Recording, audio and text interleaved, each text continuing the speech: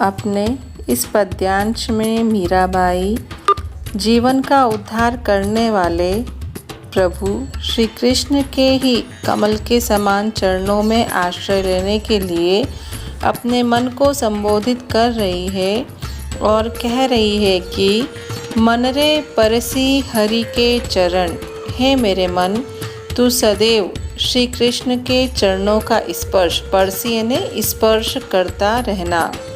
सुभग शीतल कमल कोमल, सुभग शीतल यानी कि ये जो सुंदर चरण हैं ये शीतलता देने वाले हैं और कमल के समान कोमल हैं।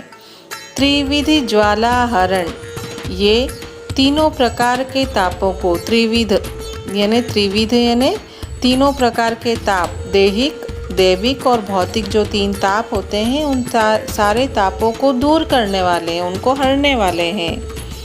जे चरण प्रहलाद पर से इंद्र पदवी धरन, इनके चरणों का ऐसा प्रभाव है कि जिसने प्रहलाद का उद्धार करके उसे इंद्र के समान पद दे दिया है, इंद्र के समान पद प्राप्त करवाया है।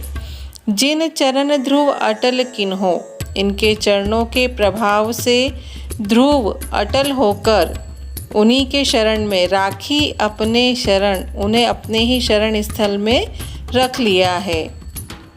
जिन चरण ब्रह्मांड भेटियो नख सिखो श्री भरण, इनके चरणों का ऐसा प्रभाव है कि उसके प्रभाव से जो भूमंडल है वो भी नाप लिया जाता है। सिर से लेकर पांव तक जिनके चरणों का स्पर्श करके, नख सिखौ श्री भरन अर्थात जिनके चरणों का ऐसा प्रभाव है कि उनके चरणों के प्रभाव से इस धरती को भी नाप लिया जाता है पूर्ण रूप से।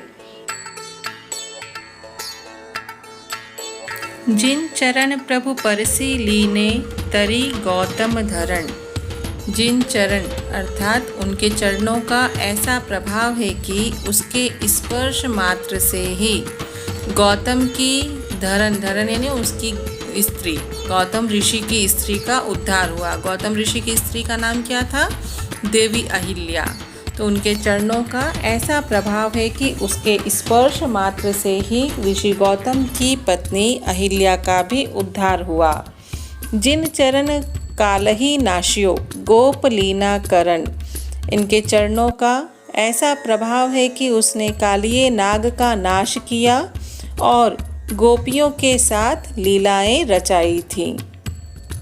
जिन चरण धारियो गोवर्धन गर्भ मघवा हरण, भगवान श्री कृष्ण के चरणों का ऐसा प्रभाव है कि उन्होंने गोवर्धन पर्वत को धारण कर लिया था और इंद्र के अहंकार को दूर कर दिया था। गर्भ मघवा हरण, मघवा यानी इंद्र, गर्व यानी गर्व करना, धार्यो यानी धारण करना। तो उनके चरणों का ऐसा प्रभाव है कि उन्होंने गोवर्धन पर्वत को धारण किया और इंद्र के अहंकार को, उसके गर्व को दूर कर दिया।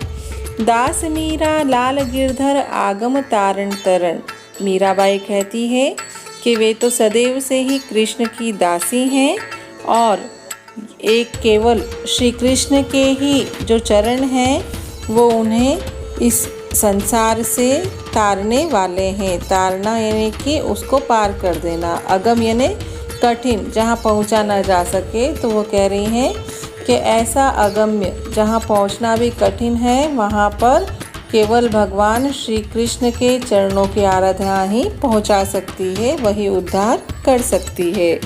अपने इस पद में मीरा ने ब्रज तथा माधुर्य गुण के साथ शांत रस की प्रधानता देखने को मिलती है।